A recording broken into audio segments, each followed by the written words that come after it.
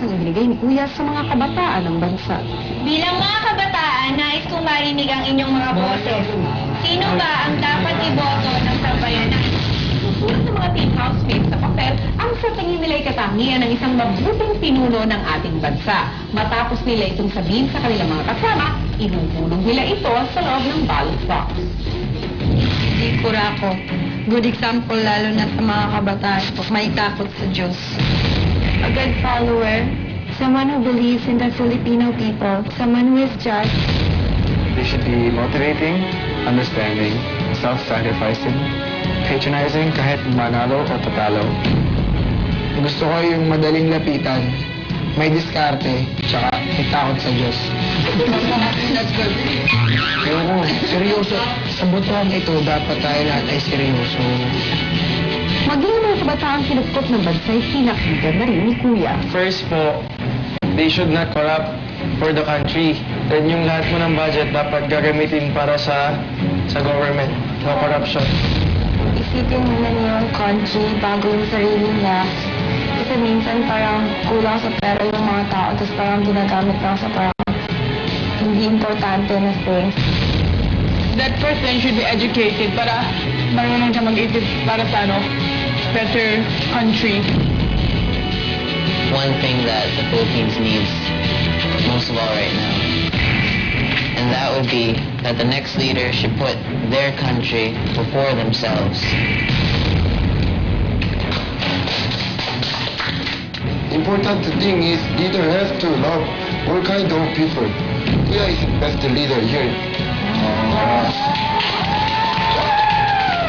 In the Philippines, the next leader should lead the cleansing, the destruction, the eradication of government officials, no matter what the means. That is to eliminate corruption in the Philippines.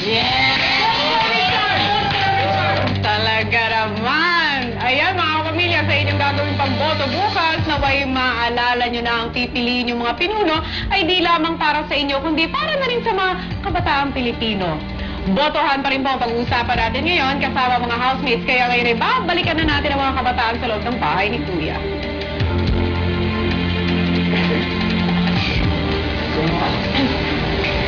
I am back, teen housemates!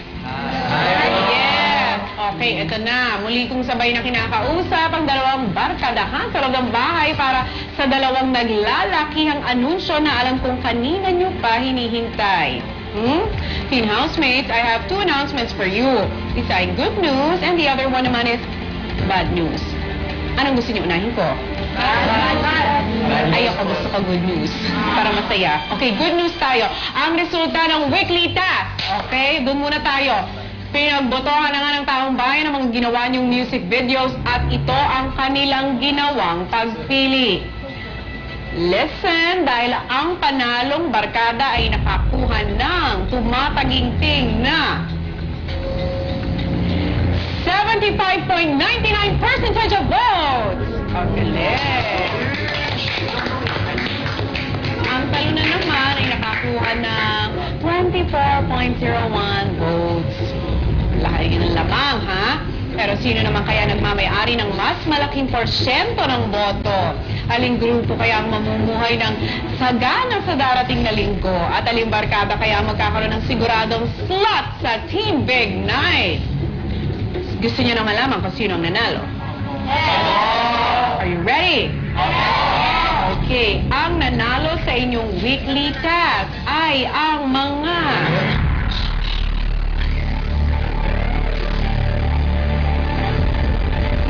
Team Kardashian!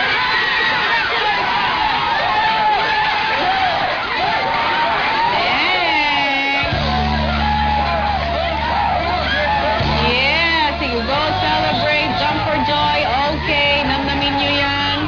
You deserve it. Pero gusto ko makausap si Richard. Where is Richard? Richard. Oh, yeah, Richard. Okay, you may now sit down. Okay, calm yourself. Richard, anong masasabi mo? May budget kayo this week, pero mas importante nito, may slot na kayo sa Team Big Night. Kamusta yon? How do you feel about that you won? Happy! Okay. Thank you for answering for Richard. Speechless ka, overwhelmed ka ba? Hindi ka makasagot? Si Ivan na lang ang kakausapin ko sa kabilang bahay. Ivan, hello! Oh, how does it feel na bawasan kayo ng slot sa finals at wala kayong weekly budget next week?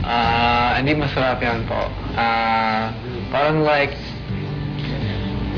I didn't finish dinner and there's no more food. Okay, so it means kailangan nyo magtrabaho ng mas magaling this week, ha? O ngayon na may tumungo tayo sa bad news. Eto na tayo sa bad news. Okay, kapit na kayo, ha? This is it for the bad news. Sa darating na Sabado, sa live eviction night, may mga teen housemates na mapapalabas ng bahay ni Kuya. Sino-sino sila? Makinig kayo mabuti. Ang bilang ng Pinoy housemates na may evict sa darating na Sabado ay 2. At ang bilang naman ng Teen International housemates na magpapaalam sa bahay ni Kuya ay 1. Sa makatuwid, ang bilang ng lalabas sa darating na Sabado ay 3.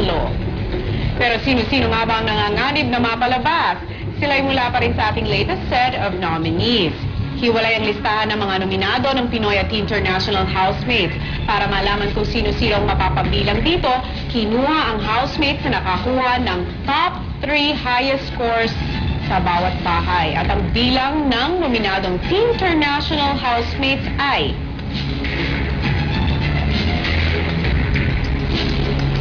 3. At ang bilang naman ng nominadong Pinoy housemates ay 5. Yes. Dami, ha? Sino-sino nga ba ang nasa listahang ito? Yan ang ating pag-uusapan. Huminga muna kayo.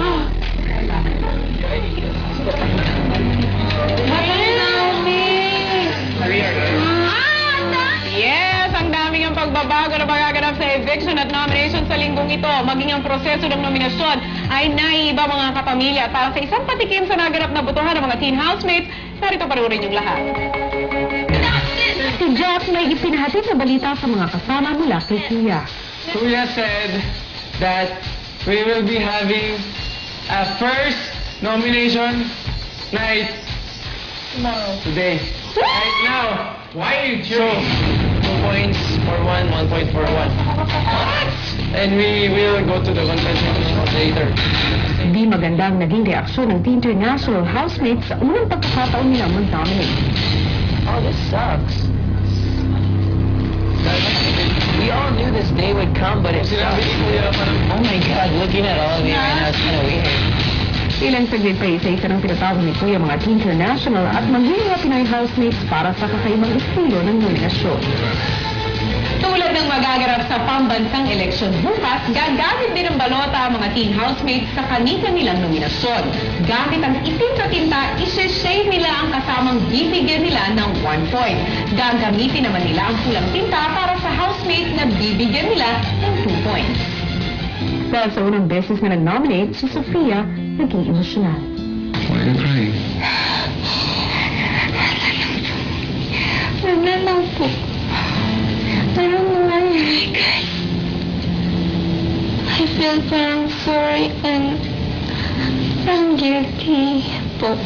It's my first time to live without my family, but I really felt comfortable here with all of us. So parang feel so sad and yan lang po.